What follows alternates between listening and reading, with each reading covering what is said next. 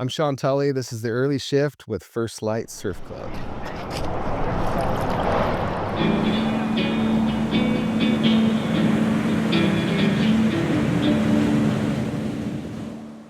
So if you wouldn't mind just sharing a brief introduction of what forward screen printing is and how it got started, that'd be great. Sure. Forward Screen Printing is my screen print shop. I've been running it since about 2002, 2003.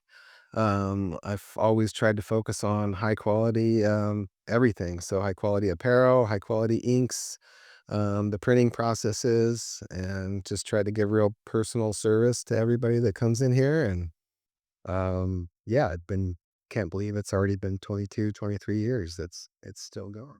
Yeah, and that's a testament to you and, how you run the business, but in the beginning, it wasn't always just you, right? There That's right. Yeah, yeah. So, Nick Kokores, owned Thalia Surf Shop in Laguna Beach, and I met him through a mutual friend, Andy Davis, and he connected us and said, "Hey, Nick was trying to print some of his own shirts for his shop. Maybe you should meet up with him." And at the time, I was just focusing on building surfboards, and I was also helping with doing sales rep for Andy's company, Free and Bird and Freebird, all the different iterations of that.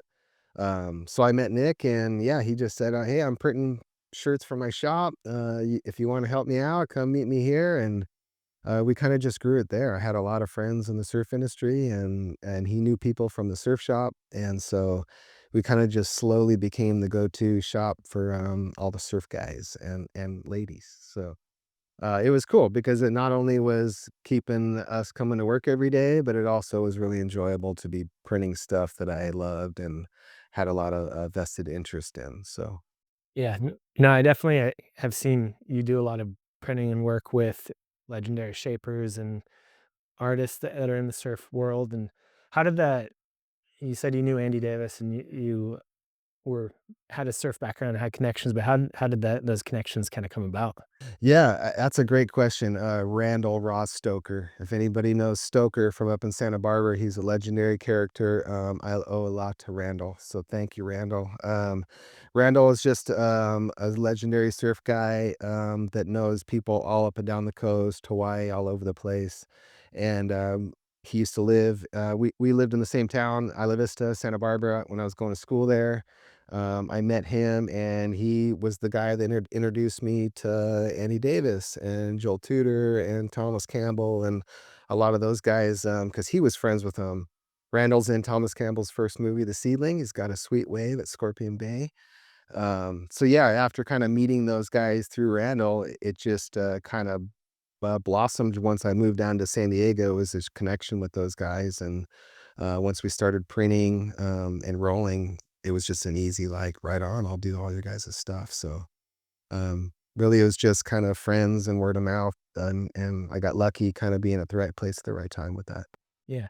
So that's your intro into the surf community, and you have a artistic background. What was it? How'd you get into art? I guess. I guess, I mean, I took a couple art classes in school, as a youngster. I used to do architectural drafting all through high school. I took some kind of, drawing classes in college a little bit, so other kind of art and photography classes, but I never really focused on art as a major or anything. I got a business econ degree at UCSB. So I was kind of focused on really business at that time, and I wanted to get into a small business. And so when I moved down here and kind of got started getting into the screen printing and using my contacts through surfing, it just kind of started to blend all those different passions of art and surf and screen printing, and it kind of molded into the business that it is now. So Yeah. How did those? I guess. How did those passions of surfing and art kind of, I guess, set the tone of forward screen printing? yeah, I think it's tough. We all got to work to get through life, right? And so ideally, if you can try to find a passion that can also be a part of your career, it's a pretty special thing. It can go the other way too, and I actually protect my surfboard building and try not to make that a career intentionally because I don't really want that to be stressful. Not that everything is going to be stress free, but running the screen print shop, I've got employees that I need to take care of, and I got bills that I need to pay, so it's definitely can be stressful at time. But combining the passions of the surfing and the art really makes it way more enjoyable to come to work every day and to keep striving to get better with that. So keeps me stoked on coming to work and wanted to keep doing this business as long as I can. Yeah. Yeah, what was it about screen printing itself that drew you to it exactly? That's a good question. I never really did much screen printing before I came down to San Diego after leaving college in Santa Barbara. My one of my best friends, Wayne, we lived together in the little house that I live in now.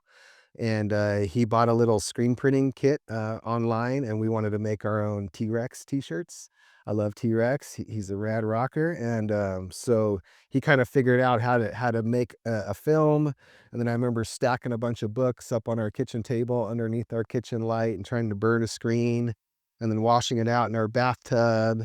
And I've actually got the screen somewhere in here in the shop and it still has the T-Rex kind of image. You can still kind of see it on there, but that was my intro to screen printing, and I really didn't know anything about it, just besides that and trying it, and we kinda made our own stuff a little bit, couple funky t-shirts, and then getting into it with Nick and actually having a press and customers wanting us to print their stuff, that's where I had to step it up and really learn more about it, but I never had any interest before of like, "Oh, I wanna be a screen printer," you know? It kinda just worked out that way. Yeah, how did that process of starting in your kitchen versus to where you are now with, like, a multi-press, like, um How did that happen? I don't know how it happened. But it did, it was really just natural growth. I never wanted to push the business. I got a lot of, clients that come in and, have me print their stuff, but they're also kinda looking for business advice, and I've always given that same advice to try to grow slow. The people that I've seen that haven't been able to pull it off are the ones that tried to grow too fast. They tried to get a bunch of equipment all at the same time, or they printed way too many designs, or they bit off more than they could chew in the beginning, and then it was hard to make that successful in the long run. So for me, I've only kind of grown when I needed to. We saved up, bought our first press, and then once that press was paid off and we felt like, okay, now we need to get another one because we're kind of falling behind, then I took out another business loan and got that press and just kind of slowly built it over the 20 plus years. So nothing was super fast. Every time we kind of got one more little piece of equipment that helped make things easier, it was a party. It's like, sweet, now we don't have to do that anymore, Or just the big jump of going from manual printing to an automatic was a huge jump, Yeah. because in the beginning, there were plenty of days where I was the only guy at the shop when Nick was busy, and I'd be printing the shirts, loading them, dropping them onto the dryer, running to the other side, catching them, running back around, printing another one, and it's crazy, so, those are the early days. Yeah, so, it was you and Nick in the early days, then Mm, Nick ended up focusing on Thalia, that's and right. how was that split, I guess, and why was it that Yeah. or yeah, It was great. No, it was really just because his business was growing too, and so was Forward, and we both recognized that, the way we had it wasn't gonna be sustainable.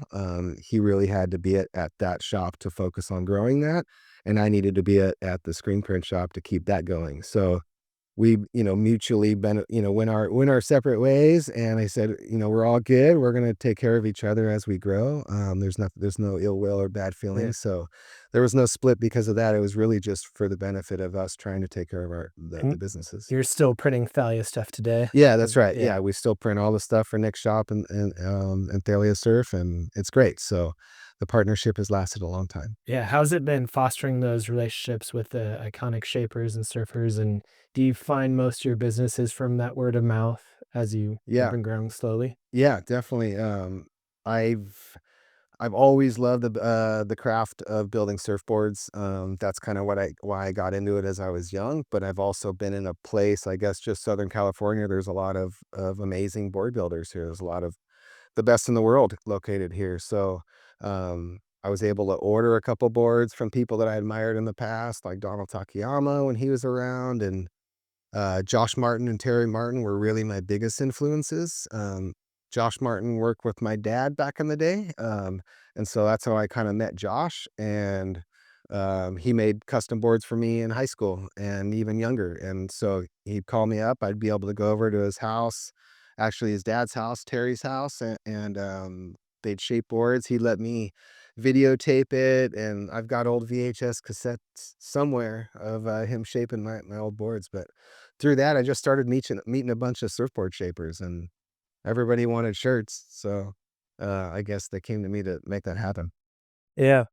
And you've always been focusing on high quality and environmentally friendly print methods. How has that shaped your path forward as a screen printer? It's been good.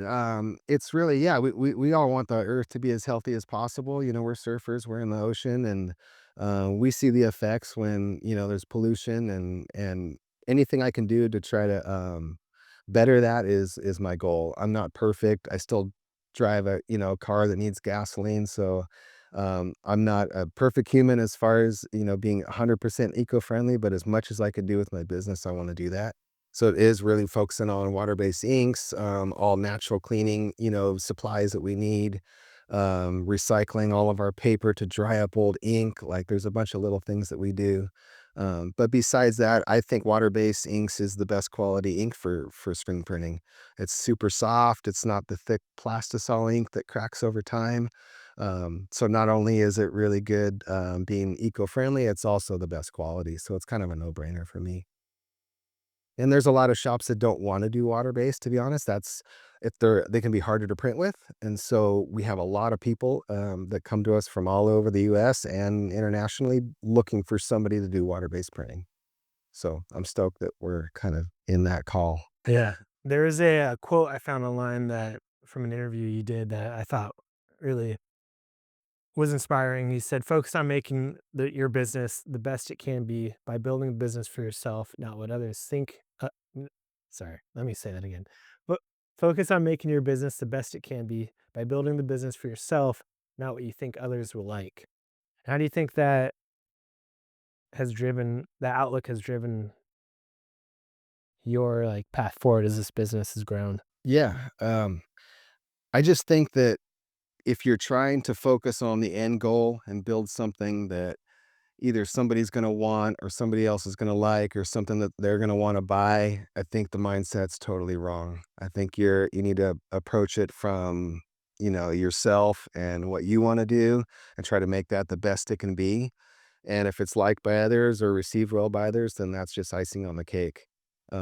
So yeah, kinda what I meant by that is I wanna make this business the way I want it to be and combine the passions and loves that I have, in my life, and if I can include taking care of, other customers and what they want, then that's my goal.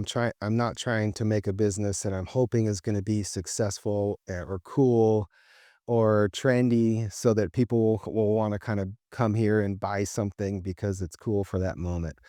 I'm looking at the long goal and just trying to, do it for myself and do it the way that I think is gonna be best, and hopefully that reflects, to what customers can see and they're stoked, you know? Yeah, no, that's definitely evident. Something that drew me towards screen printing, seeing that you worked with all these surfboard shapers and you surfed and you understand art and like you got it. And I wanted to work with someone that was part of the industry and like understood my vision as well. So Yeah, totally. yeah, I appreciate you even coming alongside and giving me time to like talk to you about different blanks and different designs. I don't know. Yeah. That's what I love is the one-on-one human contact, and I've seen other print shops and nothing against other shops, and not that everyone's like that, but I think they sometimes can lose the personal contact with doing jobs, and they just look at you like you're just another customer coming in to help pay their bills, and they may not be artists, they may not have no idea about anything that you're into, but if you can really connect on a lot of levels, like surfing or art or similar passions, then we're all in the same boat to make something really epic, And I think that translates, to the end product. Yeah. Well, I want to take a little shift from talking about Ford and more talking about you as a human. You mentioned your dad had surfboards shaped for you, so it sounds like surfing's always been a part of your life from early on. Do you remember how you got introduced to surfing in those very like early days of Yeah. learning to surf? Yeah, that's a great question. I guess just a kid growing up in the '80s in Southern California, I was always drawn to the surf mags and surfing. My uncle, my dad's, brother, did surf, and so he was the one kinda guy that, had several boards, and that's what he did in his free time and surf, so, as I grew up, I'd always bug him to take me out and to teach me, and he did. He kinda got my feet wet, literally and figuratively, as a young kid, and so I'd steal his. He had a little pulled in nose, small faces board at a Newport Beach, a thruster, and would take me to Newport, and then later he'd be taking me on a longboard to San Onofre, and, so that was really the early days of kinda getting introduced to it, and after that, it was an easy hook, just like anybody else that surfs and falls in love with it early, becomes all you're thinking about, you know? I played a ton of sports as a kid, pretty much every sport under the sun, but surfing was always the best for me because I'm not super competitive, even though I like sports. I was never the guy that wanted to go and win or beat everybody. I just liked playing and being active. And surfing was just me in the ocean, so it was, the best. You couldn't beat that. And the beauty of being in nature. Yeah. So it was amazing. How would you say surfing has impacted your mood and mindset, especially as a business owner and as a dad and like life it gets busy and hectic and stressful? Like how has surfing itself affected your well-being overall? Yeah, well, it's definitely our therapy, right? I mean, when we can get out, if it's flat or, it's cranking, just kind of having that time to get out and turn off your brain for a little bit and float, get some waves, don't get some waves, paddle, whatever it may be. That is the therapy for me, and I know it is for a lot of other people too. I also get a very similar therapy with music. All of our buddy or all the guys in our band, we all surf, and we call our music playing night surfing because we're usually playing at night. And it is that therapy of music and surfing is something that I couldn't beat. I'm sure other people get, their therapy from other interests that they have, but there's nothing like surfing. Yeah. Yeah, I kind of see the theme of art and creating, like you're creating lines on a wave, you're creating music, you're creating these t-shirt prints. Like Yeah. there's something like innately like uh, good about just like art and creating. So I feel Yeah, like no, I know what you mean, and that's how I felt ever since I was a kid. I was never really into crazy high performance surfing. I loved it, it was cool, but it wasn't what I was stuck on. I've always been into traditional longboarding and the more soulful old school side of surfing. To me, that was just surfing was more of an art form, it was more of a dance.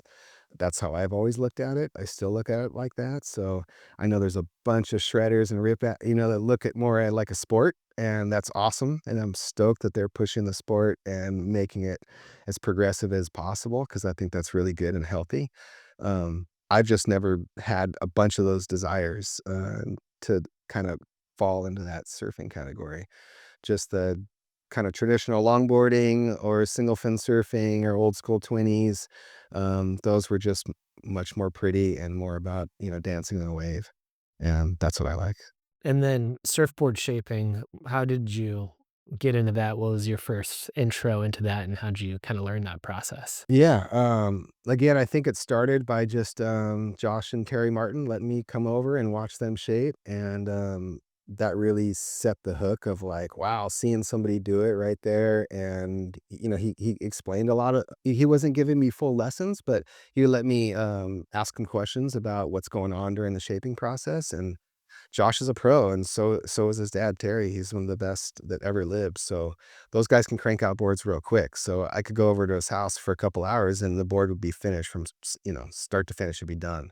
So I really learned a lot, watching them, but it wasn't until, my college years up at Santa Barbara, a couple of my roommates bought me a blank for my birthday one year, and I cranked out my first board. It's hanging up on the wall in the back right now, and it kinda worked, and it kinda looked good, and I did it all start to finish, shaping, glassing, the whole thing, and it's just if anybody's ever, made themselves a board and been successful with it, it's just like surfing, it's a hook. It's like, "Okay, now I'm making another one."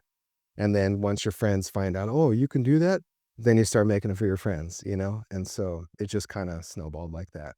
I'm definitely not pro, I'm definitely, hobby amateur guy, but, I've been making boards for 20 plus years and from start to finish, and I love doing it. So yeah, it's great. But we are surrounded by some of the best board builders in the world. Yeah, when you have some legendary shapers at your disposal, it's kinda hard not to give it a try. Yeah, exactly. And then a lot of them have been really open and amazing humans to come and share that craft and not, feel like it's a secret, So I've been very fortunate for that.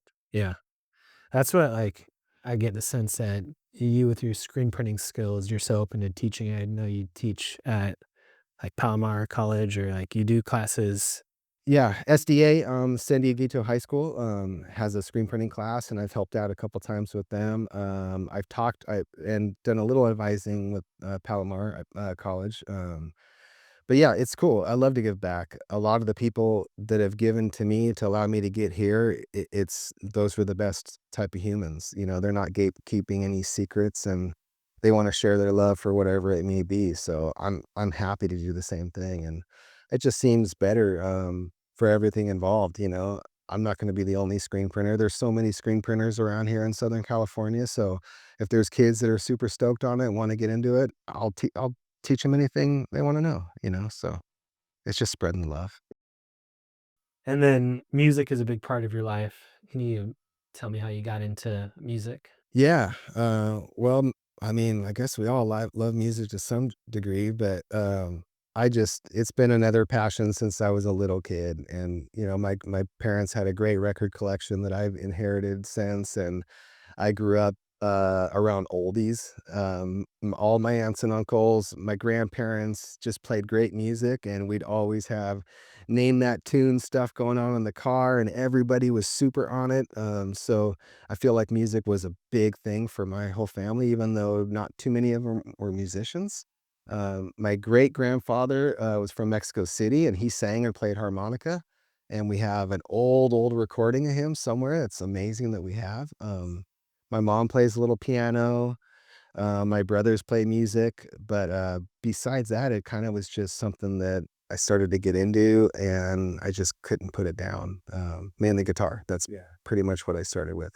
I don't play piano or, a lot of other instruments, but it just turned into another, thing to kinda, soothe the soul, just like surfing, pick up a guitar, and it's just kinda takes you off into a different world.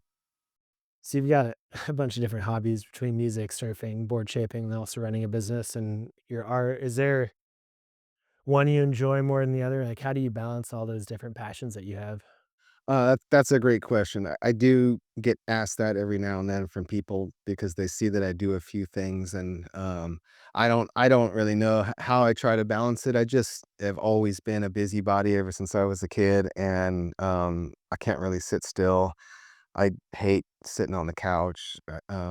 My family tries to take to meet me to movies in the daytime. Like, not if it's sunny out. I'm got stuff to do, you know. But really, it's just, I look at life like there's so many awesome things, and we only have so long while we're here on the planet. We only have so long while we're healthy enough to do a lot of those things. So I'm lucky to have a lot of that now still. My health is pretty good, and I have the abilities to do some things, so I just wanna eat that up as much as I can. I also see the downside of it because I don't look at myself as being especially, very good at many of the things that I do, but I like doing a lot of things, so sometimes I always thought like, "Man, if I really focused on one thing, I wonder if I could be really good at that one thing," but then I'd miss doing the other things, so I'm happy with being an average, surfer, musician, businessman, whatever, shaper. If I get to do all those things, it makes me happy. And it's similar with just my personality, even with surfing, I love a bunch of different boards. I can go print maybe 2 or 3 surf sessions on a board, and then I'm ready to change it out. And it's same with my instruments and my guitars. I'll maybe have a couple practices or gigs with a certain instrument, and then boom, it's switching it out with another one. So I think it's just in me to kinda constantly be doing fresh new stuff instead of doing the same thing all the time. And that's just how I roll, I guess. So, I'm happy with it. I get to, get a lot done and have a lot of fun. So, I don't know how I balance it all though. It just kinda goes. Well, From my standpoint, when I find myself surfing, it really starts my day off better. I'm a better worker and a better husband. How do you feel like surfing and all these passions all like fuel one another and make you a better surfer, make you a better business owner, make you a better father? 100%. Yeah, 100%. That's really, that's a great way to put it. I mean, when we're healthy and we're happy, it allows us to give that back to our family and our friends and our business and our passions. So, if you're not in a mentally good space, I can imagine it being a really hard way to operate at life with the people that you love and the things that you need to get done during the day. So, yeah, having those hobbies and those passions that I can do and really lighten the load just makes me a healthier person, I think, overall. And then that allows me to be a better human to everyone else in my life. So, yeah, I follow you there. And you've been running forward screen printing, you've been running this business for 22 years, um, and you manage a team and you've been dedicated to this craft. How do you hope you've got 2 daughters, how do you hope your daughters see that dedication and, what do you hope they take from it for their personal lives and for their careers as they move into those one day? Yeah, no, that's great, and that's definitely one of my goals with my family is I wanna show my kids that, things are possible. If you have dreams and you really wanna work real hard at them, you can accomplish those dreams, and, that's what I'm trying to do, at least try to set the example that, going to work every day, working real hard, not giving up, that commitment to something that you really want to make happen and really trying to do that goes a long way. Some things come easy to some people, but for most people, we got to work pretty hard to make the things happen that we want to happen. So, I think I do a pretty good job at showing my kids that, that's how you can achieve things in life. And I want to be an influence to them in that manner. So, yeah, that's a great question. And that's definitely a goal in my life for sure. Yeah, and it seems like the screen printing business ebbs and flows, and there's high demand days and low demand days, and you've got a team and you've got these presses that have this capacity. And I'm I'm sure of the 22 years you've seen some harder times. How have you like in those hard times like kept that focus and dedication and drive to keep going? Yeah, it can be really tough. Definitely over the years, it's been up and down, but that's going to be any small business. I guess I got an education in business in college, so and they kind of give you a little foundation. A lot of it was kind of geared toward big business that I never really wanted to get into. But some of the big takeaways that I did learn is no matter what you're in, there's going to be ups and downs. There's going to be ebbs and flows. So if you're not ready to play those ups and downs, then you're probably not set for being a business owner or getting into that. If you just want a steady paycheck and don't have to worry about that, then go work for somebody else. But if you want to run your own show and try to work for yourself, you got to be ready to deal with those ups and downs. And the older the company has gotten forward screen printing, it's been slightly easier to absorb some of those ups and downs. In the very beginning, as soon as we had a slow day or week or month, I'm like, okay, well, I guess we're out of business. That's it. It's done. And then maybe we get a joke. Okay, I guess we're back in business now because we got another call, or another order. It was real cutthroat in the beginning. It's hard when you're building and you don't have a strong customer base and you don't know if you're going to exist the next month or the next year. After 22 years of printing, I have a decent customer base. So even though this particular year we're kind of having a slow year compared to years past, I at least have the confidence that I can try to keep my crew busy to a certain degree. Even if we have to run less people or maybe less shifts, we're going to stay in business. And I try not to stress as much as, okay, I'm going to go out of business next month. So it's still very stressful. There's still definitely ups and downs, but I've been saving for a long time with the business and trying to be the smart business person and prepare us for those downtimes so that we can still pay rent if we're not getting jobs. And I've worked real hard to try to do that because I've seen other screen printers that weren't prepared for that and they went out of business or no longer here. So at least the way that I've tried to run it has able to keep us around for a little while. Yeah. Over those 22 years, that's a long time to be doing one thing. Like, how do you keep finding the inspiration and Yeah. in what you're doing? Well, it's like working with guys like you, and then that's not a joke 'cause, There's been plenty of times when maybe you get a customer or a job that is really just a drag, and it's really stressful, and it affects your mental health, and it really makes your outlook on why am I even doing this? But then you go and you work with somebody awesome, and you're like, that's why I'm doing this because this connection, we connect over surfing or music or just making awesome apparel or artwork, and me being able to help somebody and connect with them on that just makes it awesome. So that it changes the whole game. It's like, that's exactly why I'm here doing this. Yeah, that is cool. You get to work with some big brands, but then you also get a front row seat to all these up and coming brands and Yeah. kind of walk alongside them in that journey and be a big part of their success. Yeah, it's definitely a teamwork, I mean, it starts with, you and your vision and your ideas, and so if you wanna come and if you would like me to help you, be stoked to do that, but it's really a teamwork. It's not just me, and it's probably not just, you, it's that us coming together and kinda putting our minds together and just doing the best that we can, and, I think that's what makes it successful, yeah. Looking towards the next 10, 20 years, like, what's your, or 5, 10, I don't know, what's your, where do you see forward screen printing going in the future? And do you have any goals as Um you grow slowly? Yeah, it's tough. Sometimes I can be bad with looking into the far future as far as planning, but I just wanna keep doing what we're doing really. Existing as a small business in Southern California gets harder and harder every year. It gets more expensive. Rent has gone crazy for just these warehouse spaces. It's tripled in not that long of time for me and my rent. So really just if we can exist another 10 or 20 years, it would be amazing. I'm not looking to get rich. If I was in this for the money, I would have been gone a long time ago, So it's really about just trying to keep the stoke and having great customers that want to work with me and having fun with it while I can. And as long as I can keep that going, then I'm gonna be here. So, there's sometimes things that are unforeseeable, with where industries change, and we've been really lucky that for some reason our old school screen printing machines are still industry standard. Technology advances so quick to where maybe if you were making a certain thing and then all of a sudden now that's long gone and you're out of business, for some reason, screen printing hasn't changed that much. There's digital stuff that has come in that we've jumped on and we have digital capabilities, but the old school, octopus, octagon, whatever you want to call it, circle presses that have been around forever are still the best in the industry. So I purchased M&R equipment from day one because that was the best equipment out there for screen printing.